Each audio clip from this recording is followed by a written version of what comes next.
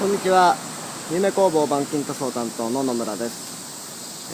今日は7月28日ってことで、簡単に台風が近づいているということなんですが、今雨降ってまして、天気すごい悪いです。ですが今日も一日元気よく明るく頑張っていきたいと思いますんで、皆さん台風でもお待ちしてますんで、いつでも来てください。また後しますんでよろしくお願いします。